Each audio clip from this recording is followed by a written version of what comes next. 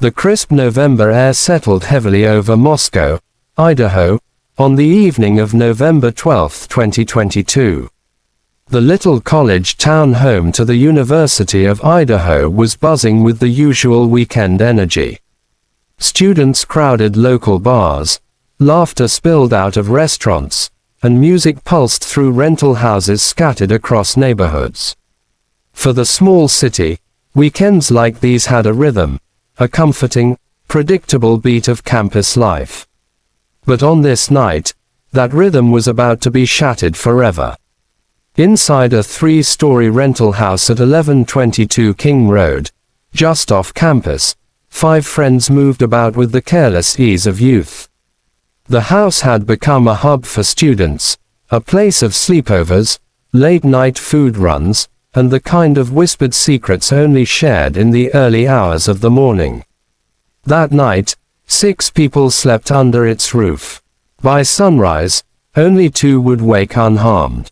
The first was Kaylee Goncalves, 21 years old, a blonde-haired, fiercely loyal young woman. She was a senior at the University of Idaho, weeks away from graduating early. Ambitious, outspoken, and full of fire, Kaylee had her whole life mapped out. She had recently purchased a Range Rover and had plans to move to Texas for a new job in tech. She had come back to Moscow to show off her new car to her best friend. That best friend was Madison Mogen, 21, also a senior. Maddie and Kaylee were inseparable, the kind of friendship people envied. They did everything together, from vacations to casual nights out, and they often looked more like sisters than friends. On social media, their smiles shined through countless photos, arms looped around each other, radiating the type of bond that had been years in the making. Then there was Xana Kernodle, 20, a bright, athletic young woman who balanced studies with a fun-loving spirit. Xana had been dating Ethan Chapin, also 20, a triplet who had only recently pledged a fraternity. Ethan's cheerful energy and love for life made him magnetic, and with Xana, he had found a partner who matched his spark. Together, the 4 victims formed a close-knit circle, vibrant, full of promise, unaware that they were walking into the final chapter of their lives. On Saturday evening, November 12, Kaylee and Maddie spent the night downtown, stopping at the Corner Club, a popular college bar. Security footage would later capture them laughing, leaning into each other, moving with the ease of people who felt safe. Xana and Ethan had gone to a party at Sigma Chi, Ethan's fraternity house, just a short walk from Xana's rental home. They stayed late into the night, surrounded by friends and music. By 1:30 a.m., Kaylee and Maddie were spotted on surveillance video outside a local food truck. The footage, which would later go viral, showed them ordering pasta, swaying slightly from the drinks they'd consumed, chatting casually with people around them. Nothing about the moment seemed unusual.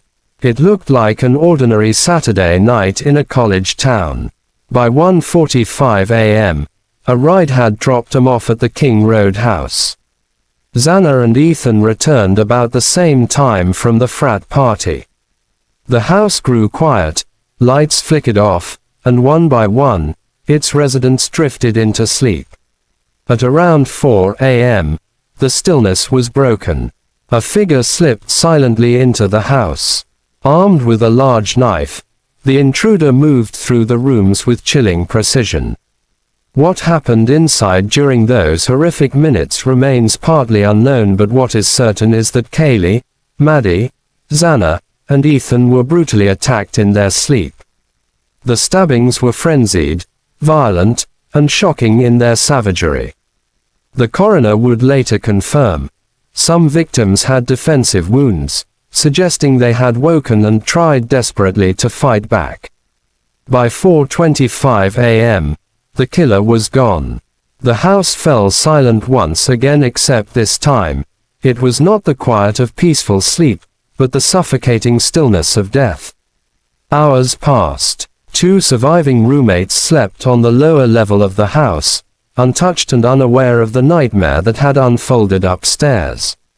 By late morning, around 11:58 a.m., one of them called friends to come over, concerned because the others weren't responding. When help finally arrived, panic set in. A 911 call was placed. The dispatcher's voice crackled through the radio. Unconscious person. 1122 King Road. What officers found when they entered was a scene so gruesome, it would haunt even the most seasoned detectives. 4 young lives, stolen in one night, and a killer who had vanished without a trace. The morning of November 13, 2022, was unusually still in Moscow, Idaho. The small college town, usually buzzing with weekend chatter and late-night hangovers, seemed unaware of the horror that had unfolded just hours earlier.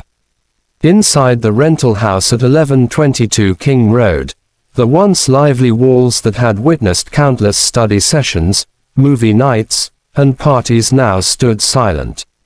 The laughter of 4 students, Kaylee Goncalves, Madison Mogen, Xana Kernodle, and Ethan Chapin, was gone, replaced by an eerie quietness that no one had yet discovered.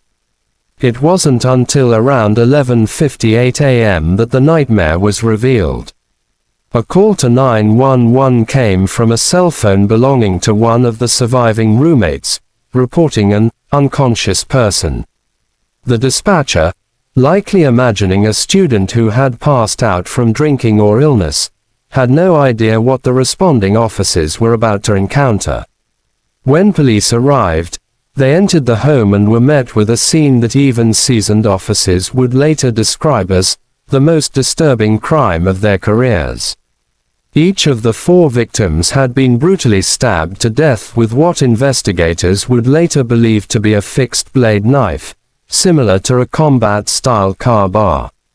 The violence was shocking. There were no signs of forced entry, no signs of theft. The students had been murdered while they slept or just moments after waking up to the horror. 2 other roommates were inside the house that night, Dylan Mortensen and Bethany Funker. Both were unharmed. According to police reports, they had returned home earlier and slept through the killings. Later reports revealed that Dylan Mortensen, one of the survivors, had heard noises during the night, what she thought was Kaylee playing with her dog or friends chatting. At one point, she reportedly saw a man dressed in black with a mask covering his nose and mouth walking through the house. Terrified, she locked her bedroom door and stayed inside until morning. This detail sparked widespread speculation. Why didn't she call police immediately? How could someone witness such a figure and stay silent? Did fear paralyze her, or was there more to the story?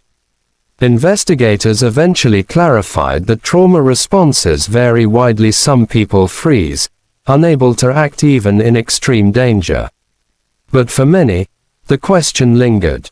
News of the murders spread like wildfire. Parents rushed to call their children. Students barricaded themselves inside dorms and apartments. Many left campus entirely, heading back to their hometowns out of fear that a killer was still on the loose. For nearly 7 weeks, police had no suspect. Rumors swirled on social media.